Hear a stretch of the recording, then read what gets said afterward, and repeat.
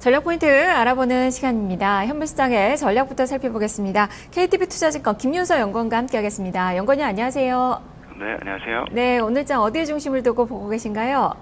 네, 일단 짧게 봐서는 좀 크게 지수 상하방 모멘텀이 없는 상황입니다. 좀 한산한 그런 시장 흐름이 전개가 될 것 같고요. 큰 그림에서는 계속해서 해외 시장, 특히 글로벌 외환 시장 변동성에 좀 계속해서 주목을 하셔야 될 것 같습니다. 네, 외환시장의 변동성에 우리 주식시장의 변동성이 좀 커질 가능성이 있는데요. 증시 전망 좀 어떻게 보고 계신가요?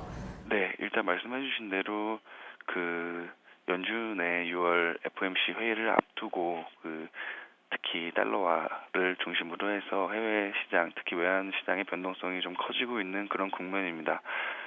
아무래도 달러화가 강세가 좀 빠른 속도로 진행이 되면서 엔달러 환율이 위쪽으로 좀 빠르게 움직이고 있고, 또 달러화로 거래되는 상품들, 특히 유가를 중심으로 해서 상품 시장의 가격이 좀 빠른 속도로 떨어질 그런 가능성이 있기 때문에 이런 부분들은 아무래도 국내 증시, 특히 경기 민감 대형 업종에는 조금 악재 요인이 더 큰 것 같습니다. 따라서 이제 달러와 강세 기조가 조금 진정될 때까지 대형 업종의 투자 심리는 조금 안 좋아질 가능성이 높게 보고 있고요.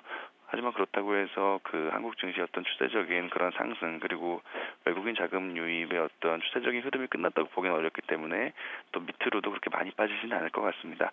좀 전반적으로 코스피 대형주 자체는 지수의 하방 흐름이 좀 막혀 있는, 좀 제한된 횡보 흐름을 예상을 하고 있고요. 반면에 이제 코스피가 횡보를 한다면 단기 관점에서는 아무래도 코스닥과 중소형주 업종이 좀 더 상대적으로 강할 수 있다고 보고 있습니다. 아무래도 증시 유동성 자체는 계속해서 풍부한 상황이기 때문에요. 시장에 재료가 없는 그런 상황에서는 좀 개별 종목들, 특히 자그마한 종목들 중심으로 해서 자금 유입이 좀 쏠릴 수 있기 때문에 그런 부분을 염두를 좀 해주셔야 될 것 같고요. 그다음에 중기적으로 연말까지 봤을 때는 여전히 한국 증시의 대형주 중심의 상승 추세는 유효하다. 그래서 또 좀 중장기적으로 투자하시는 분들은 대형주 지금 많이 빠져 있을 때 천천히 분할 매수하시는 그런 전략이 좀 필요하실 것 같습니다. 네, 그만큼 이 시장은 좀 가두리 장세를 예상을 하셨고, 투자 전략 측면에서는 단기와 중기를 나눠서 투자 전략을 좀 세워봐야 된다라는 그 말씀이신데요. 그렇다면 어떤 섹터를 집중을 해봐야 될지 간략하게 전략 들려주시죠. 네, 단기적으로는 아무래도 고성장 업종, 오늘 시장 보면 이제 화장품이라든지 제약 업종, 그다음 중소형 업종, 코스닥 업종이 좀 계속해서 단기적으로는 양호한 흐름을 나타낼 것이라고 보고 있고요.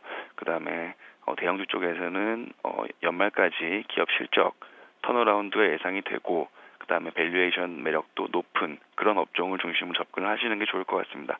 저희가 저희 하우스에서 추천해 드리는 대형 업종으로는요, 증권, 정유, 전력가스, 반도체 4가지 업종을 가장 선호를 하고 있고요. 그리고 하반기 때 다시 한번 중국의 추가 경기 부양 가능성이 굉장히 높기 때문에 화학 업종도 지금 빠질 때마다 좀 저가 매수하시는 그런 전략을 추천해드리고 있습니다. 네, 알겠습니다. 말씀 잘 들었습니다. 네, 고맙습니다. 네, 좀 긴 관점에서 연말까지 좀 본다면 정유화학, 그리고 반도체, 증권, 그리고 전력가스까지 좀 살펴보자라는 그 의견이네요. 김윤서 연구원과 함께 살펴봤습니다.